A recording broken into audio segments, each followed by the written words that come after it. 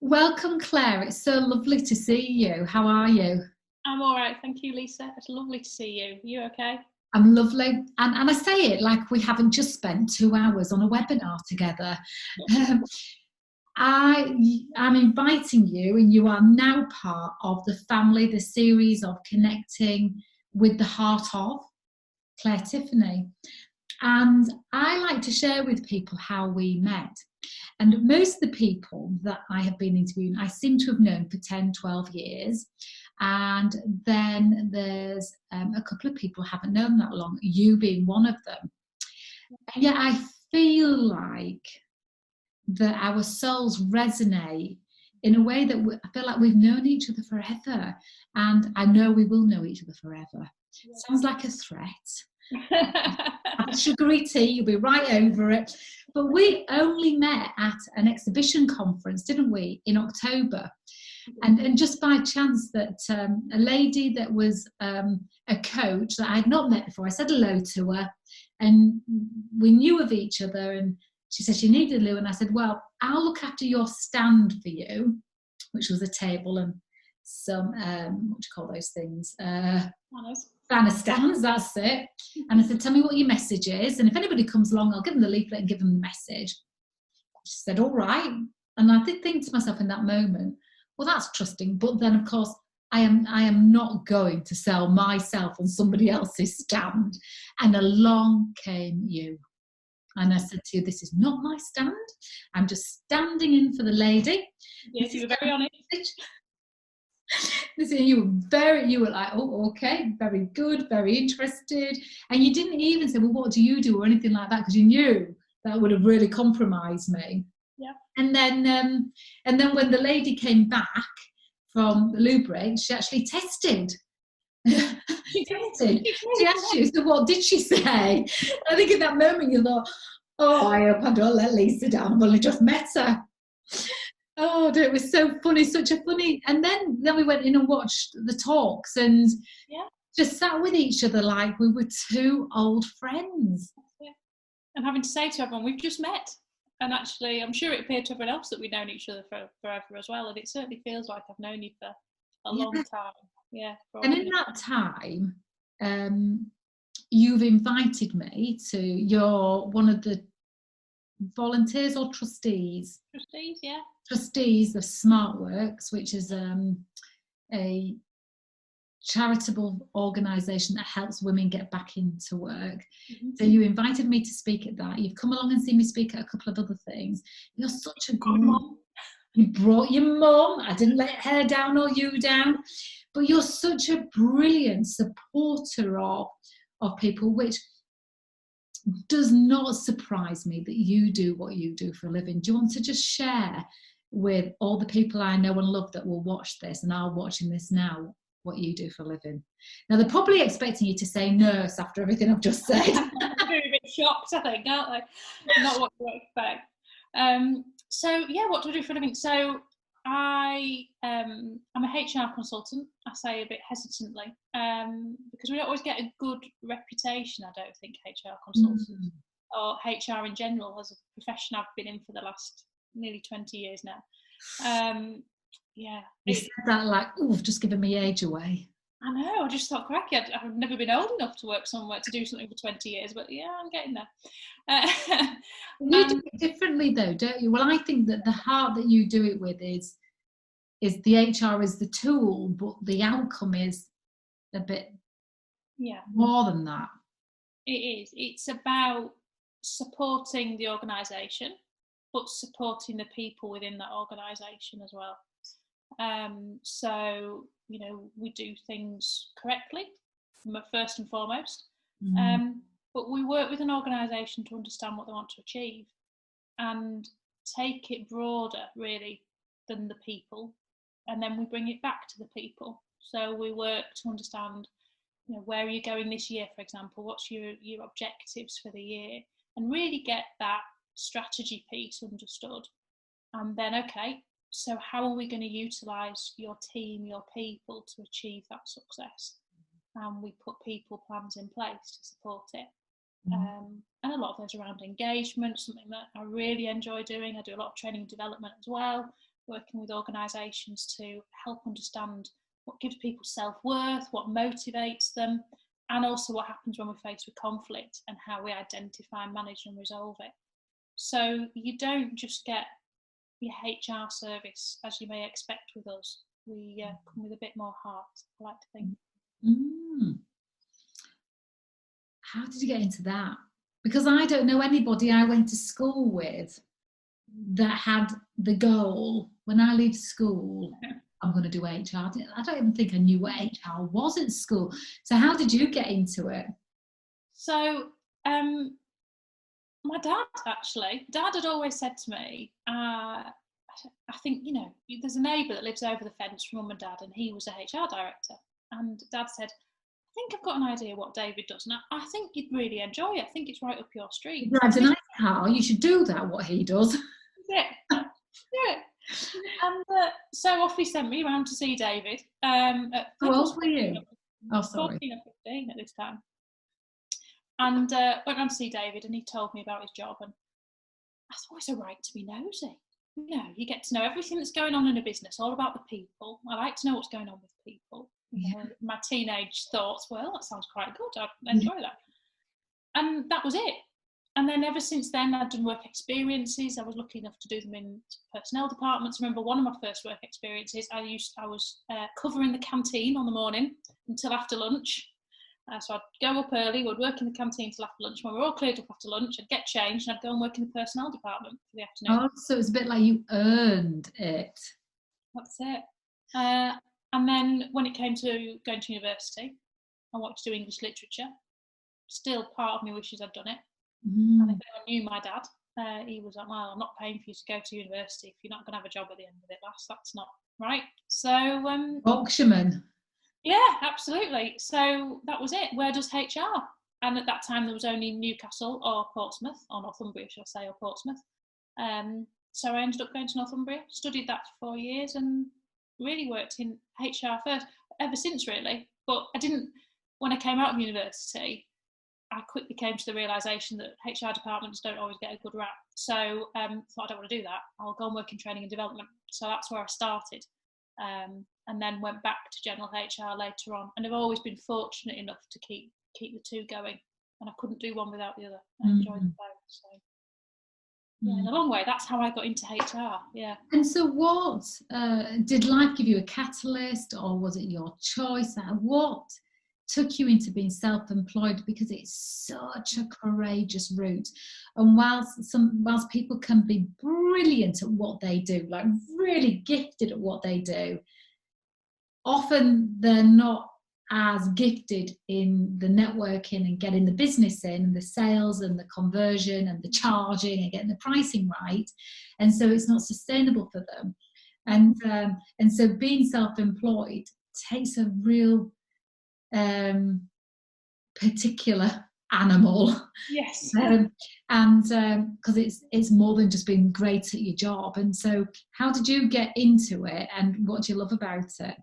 So I'd wanted to do it for probably about 5 years before I made the choice. So it wasn't an overnight decision. I think it's the same for many of us. I don't think it's just, unless there's a redundancy or there's something that comes along that forces us to do something different. And my husband had gone self-employed. He's a joiner. He'd gone self-employed maybe 3 years before I did. And I'd seen how well he'd done. My parents both got their own business. So I'd grown up and I lived around people that operated in that space, really. So I think that maybe took a bit of the fear away from me, because I'd seen people have successful businesses that they've created on their own. And I've just had a really supportive bunch of people around me. It's never just one person that makes that decision, or for all, you know, I front the business and it's me. It isn't just me, it's everyone that's around me that supports me, that helps keep me going. And yeah, that I always, people say I wish I'd done it years ago, or I don't. I think for all I'd wanted to do it for 5 years, the time was right, and I knew when the time was right to do it. There'd been a few personal things that had gone on health-wise, and you know, we'd got through all of that, and I just had a bit of a re-evaluation of what do I want out of life. And someone just said to me this morning, actually, you know, make sure you fit work around your life, don't fit life around your work. And I think in a corporate role, it's very easy to get sucked into that. Work is my life. And I wasn't prepared to do that anymore. So that was it. So I went self-employed in the October. By the January, we've got a dog. So responsibilities, no children, but we've got a dog. And everything changed really. And it's definitely given me a quality of life. I miss the financial security that I had from my previous job. Don't get me wrong. Some days I really miss that. But because I'm still quite early on in the business, we've only been going 2 years, so we're still quite new. But I wouldn't change it. What it gives me is time to make choices that I want to make, not choices that I'm being encouraged to make because of business priorities or what have you. I've got control of my life back, and that was something that was really important.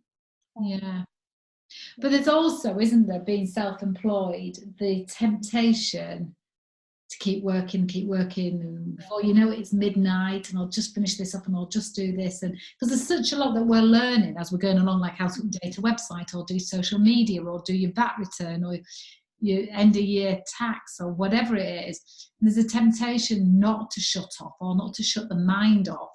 But I suppose it's the same as being employed, only you're worried about what somebody else thinks about what you're doing.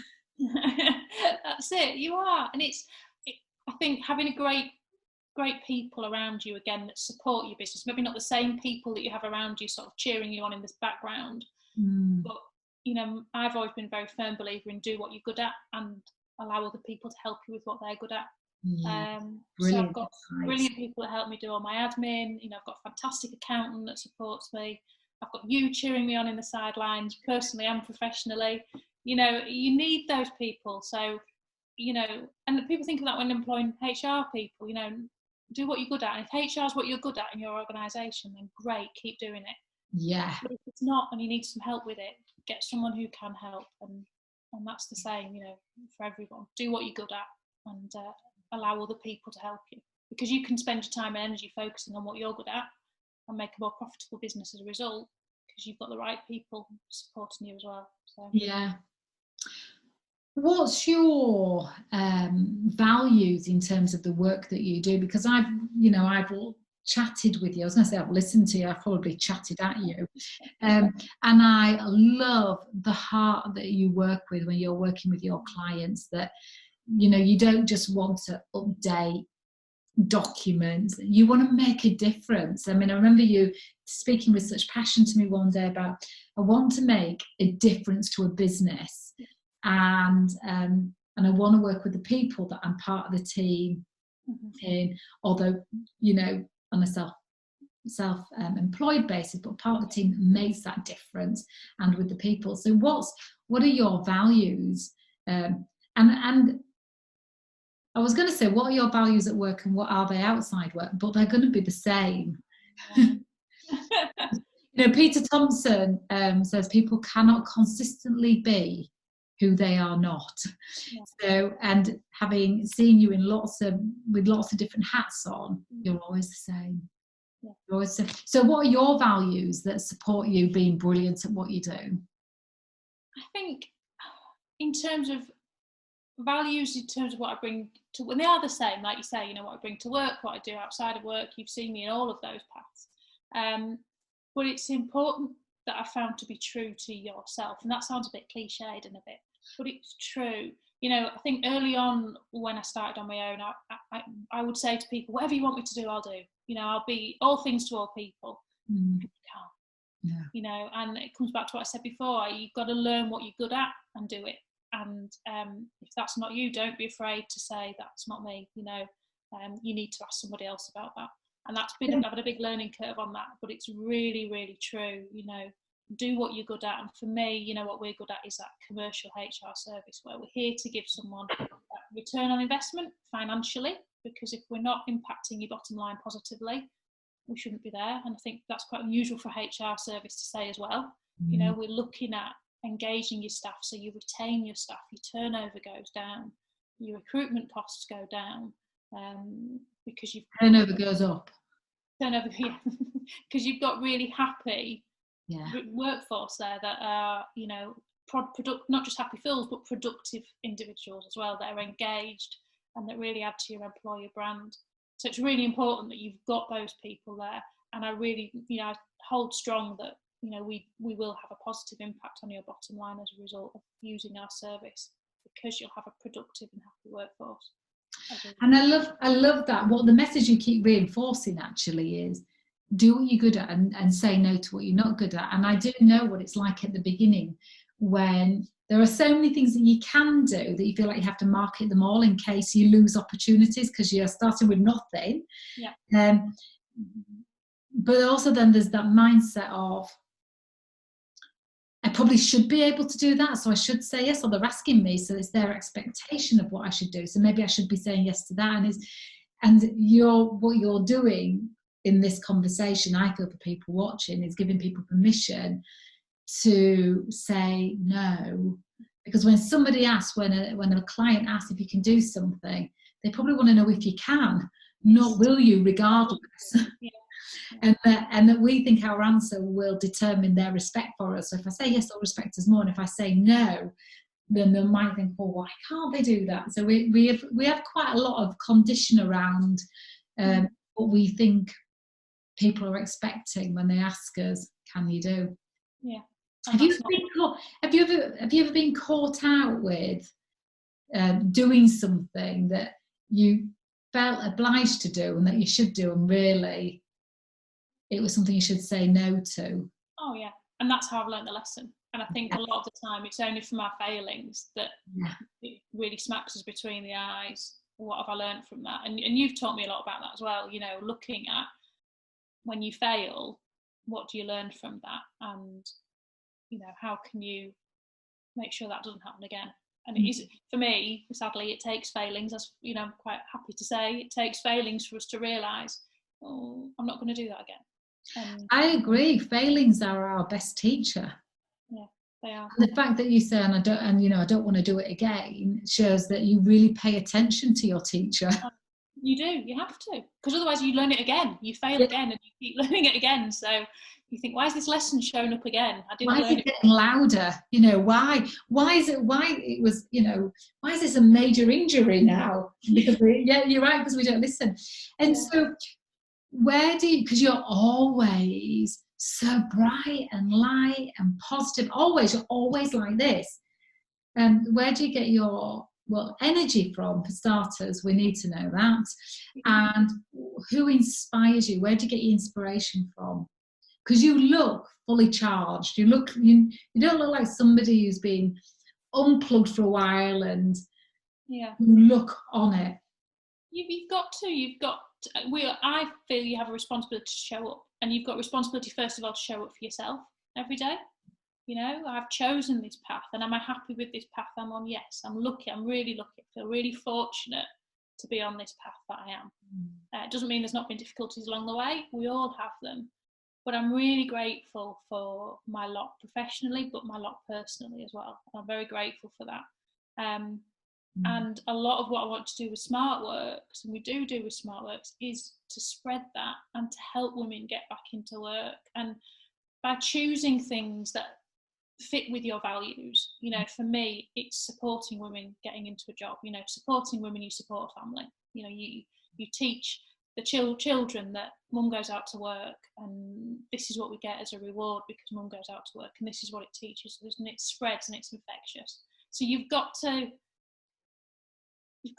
follow your heart and do it. And again, it sounds like I'm making it sound like the easiest thing in the world, and it isn't hard. You know what you should be doing. And if you're waking up on a morning and you're not satisfied with your lot, then ask yourself, what is that? And find out what's not working and change it, because this is it.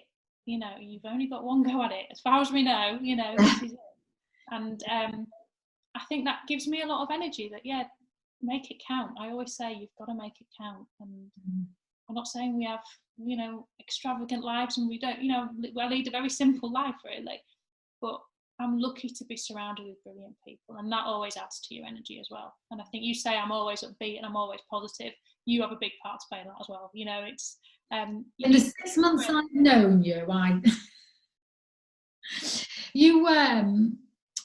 but you're always such a great championer. Is that the right word? Champion. I like it. I don't know what it is, but I like it. Like, you're so, we've just worked on a project and we're still working on it together, but your efficiency, your openness, your attitude towards it, took an idea, we shared an idea, and you made it happen. And you made it happen within 3 weeks of it being just a thought. It became a reality.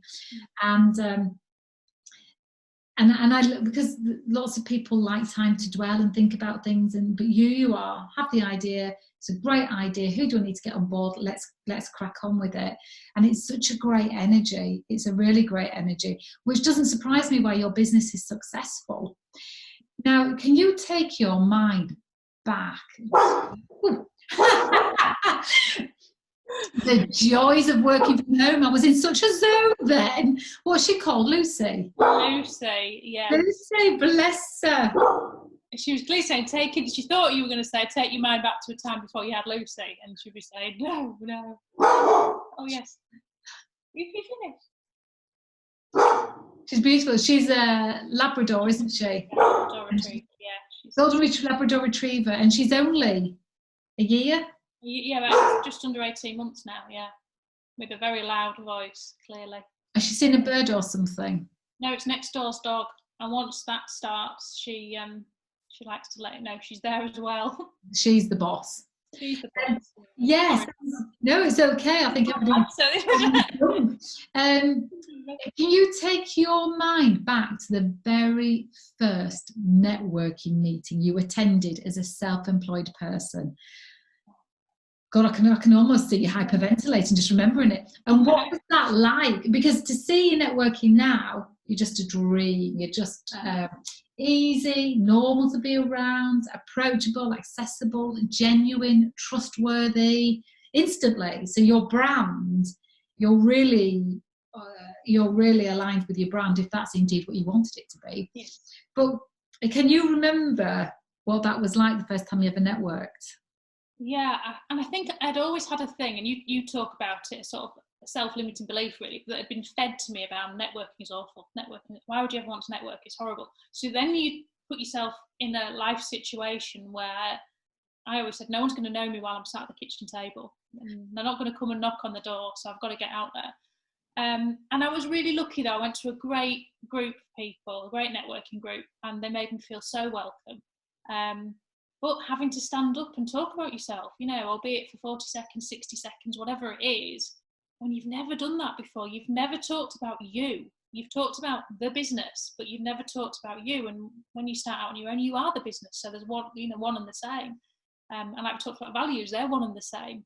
So that was really quite challenging at first to start and talk about, okay, who I am. And I remember, brushing my teeth, practicing my 40 seconds, and then in the car, rehearsing, because you've got to be prepared. And then you stand up and you talk about you. But I'm far better and stronger in those informal situations where you walk around, you get to know people before the formal bit starts. You need the formal networking as well. But I enjoy the getting to know people like you and I met. You're just passing and you talk to people and you strike up a discussion, and before you know it, you feel like you've known each other for ages. Mm. But yeah, you've just got to be true to yourself through it, and that's what comes through. I'm not everyone's cup of tea, and that's fine. I don't. That's all right, because there's only so much of you to go around. So we want you to go around the people whose cup of tea you are. Exactly. Yeah. That came out right. Yeah. So who inspires you then? Where do you get inspiration from? Are you a YouTuber follower? Are you a live speaker follower? I'm a bit of a podcaster really. I love, because obviously walking the dog quite a lot. I love having one headphone in, never two when I'm walking the dog, but just one headphone in. Anybody who's got a dog gets that. Yeah, yes. So I listen to a lot of podcasts. Brené Brown, I mean, the woman's just she's up there in Have my you view. seen her latest Netflix documentary? Not documentary. Yeah, she's done one. She's done that and a TED talk, and she's done a podcast now called Unlocking something or other, and that's fabulous. So she talks to me, really. Bit of Oprah, never go wrong with a bit of Oprah. You know, she's very inspiring. And I think you listen to people that viewpoints that you don't necessarily agree with as well. Learn about other people. We just spent the last hour or so talking about perspectives and learning about other people's perspectives, because whether you agree with it or not, you can learn from it. So yeah, I enjoy listening to all sorts of podcasts really that inspire me and challenge my thoughts as well. I enjoy that internal dialogue that goes on in terms of challenging. But yeah, Brené Brown is probably the guiding light for me, certainly at the moment. I think she's a great recommendation for people. What's the best book you've ever read, actually? What's the book that has made the biggest imprint on your heart? It would, it's a toss-up really, but I'm going to say a Brené one, Daring Greatly by Brené Brown is a brilliant one, and you know, The Man in the Arena. You know, that's one of my favourite passages from Franklin Roosevelt. That's just, yeah, it's great. It's, you know, about, it's not, don't worry about what people say about you. It's the fact that you're the one that stood up there, that's willing to fall, and when you get up again, you know, you do so daring greatly. It's so good in blood, sweat, and dust. Yeah. You shall never be like those timid souls. I can't remember the rest of it. I know it. I'll put it up because I use.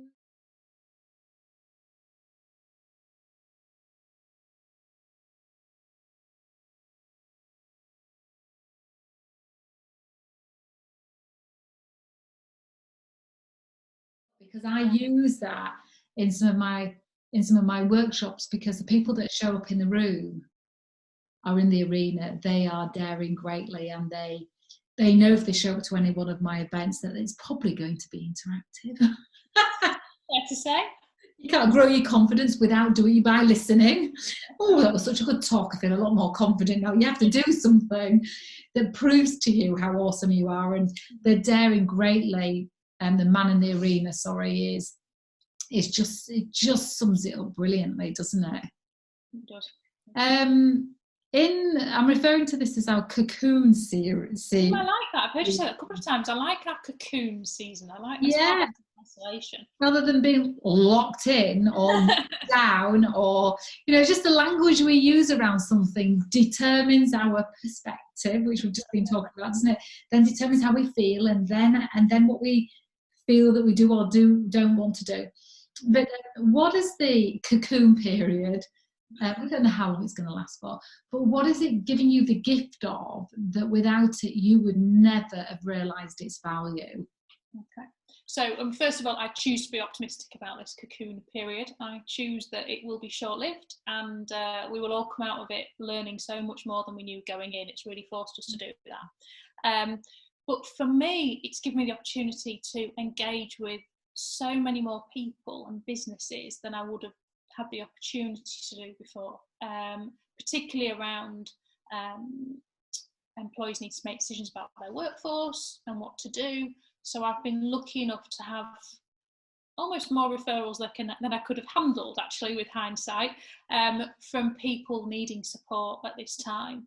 And I've been offering them free advice and support to get them through it. I'm not here to profit out of people's difficulties when there's so much difficulty around. All I ask is that they bear me in mind in future, and if they need anything in future, to come back. And that's really, you know, talk about self-worth, you know, that's made me feel like I'm really helping and supporting people. And, you know, a lot of people are in survive mode at the moment, not so much thrive mode. And if I can help someone survive, even if it's just through a 10-minute phone call and getting them things from straight in their mind, or giving them some ideas of what they might do next, and help, then that really does give me self-worth. Yeah, I mean, I remember speaking to you last week. You sound busier than ever. Oh. It's a great feeling because there's a lot of people that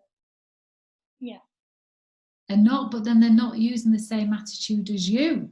I mean, some are. I mean, I'm in touch with some wonderful people that are, but I kind of fondly refer to it as your experiential marketing. You did, and I loved it. I thought that's how I'm going to use it. Yeah.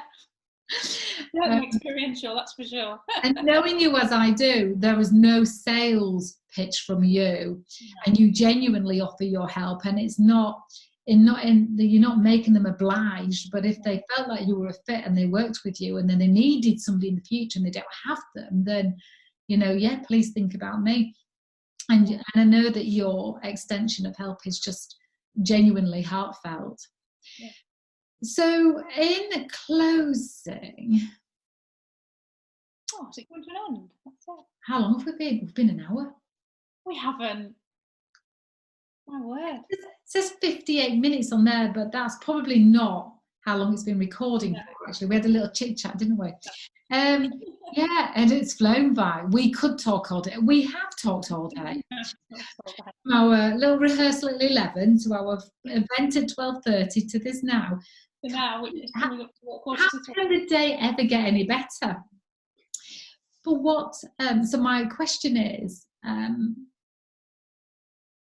when you tipple off this mortal coil in a long, long, long time away, what impact, what difference do you want to have made in the piece of the world that you roamed like a wild lion? Wild lion, yeah.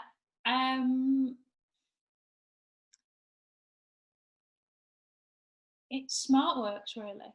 It's that, it really is. It's that I help people, yes, but that because I existed, even one person's life was changed for the better, obviously, for the better. How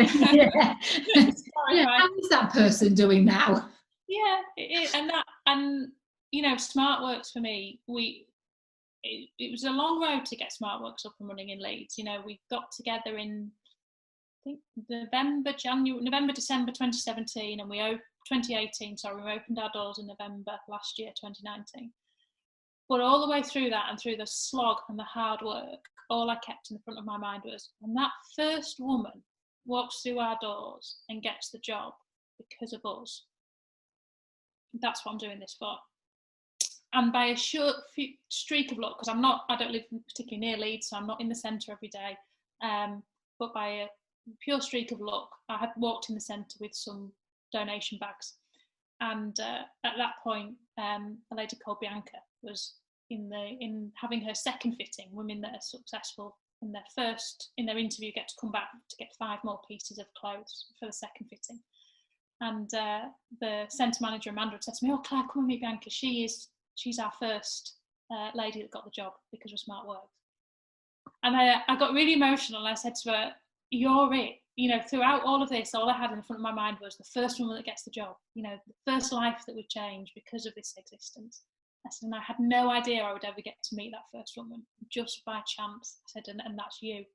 And I felt so privileged to have seen that. And it's SmartWorks that if you're here, I always say you've got to make it count. And for me, making it count is changing lives. And yes, that might be supporting a business and helping a business. But it's the people within those organisations, and it's particularly for me SmartWorks that changing lives for the better is, in a small way, that's what I want to be remembered for, as well as being a great friend and everything. But tick. But I don't think that's a small way. When you think about, if I try and put myself in those shoes, a woman that's not been in work. I mean, what is usually the profile of the ladies that you support? It can be anything from a woman that's fallen out of work because they've chosen to have children, and they've taken a period of time out of work and getting back into work's quite difficult. That was the case for the first woman that got the job. there could be issues of domestic violence that have meant women haven't worked, that suddenly they've been able to, or not suddenly, isn't that far from sudden, but they've been able to break free of that relationship and are now finding their own independence. It's women that have been homeless that are now starting to get a bit more sure footing and are ready to start now. They've got some shelter and they're ready to start building their lives again, and employment's the next thing. And I think because I've worked from such a young age, I had a paper round when I got 7 or 8. My grandparents had a paper shop and I went and delivered the newspapers. I've worked from such a young age. Great. Was that after they made you do the chimneys? Yeah, I came down from the chimney and then they sent me off to get the papers, deliver the papers. And I've always worked, and I've seen the value of work and the self-worth that work gives you. Yeah. It's not just the money, it's the self-worth it gives you. And it gives you freedom because it gives you financial freedom as well.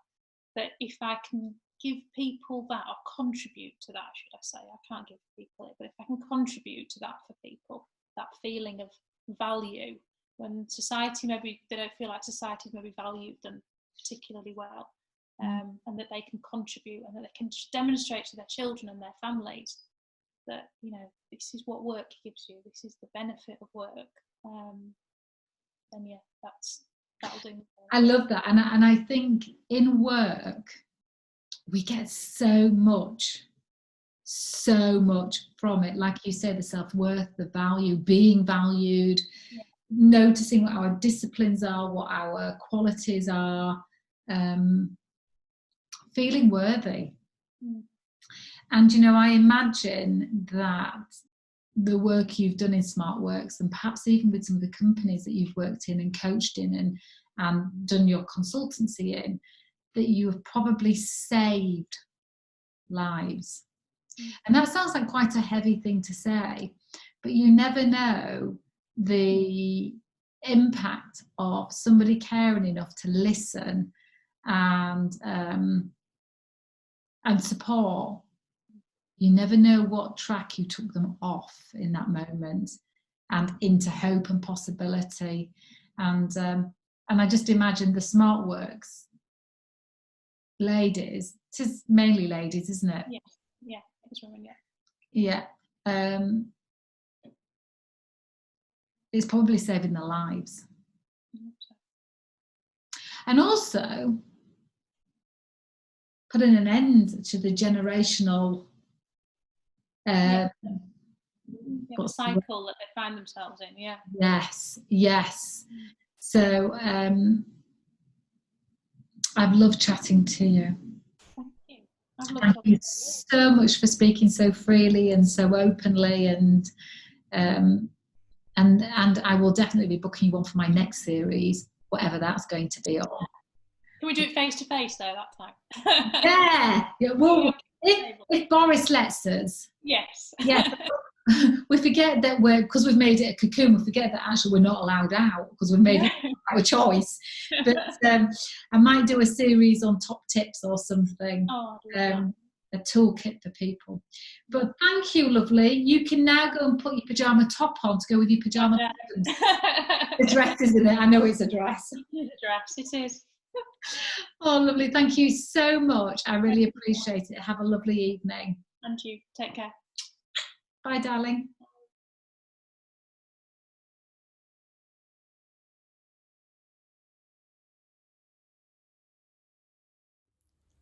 Hello, lovely. I really hope you enjoyed this episode of Connecting with the Heart.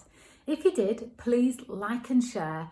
And if you're interested in seeing any more films on personal development, then please subscribe to the YouTube channel where there are lots of films that will support you in your growth, reigniting the fire within you.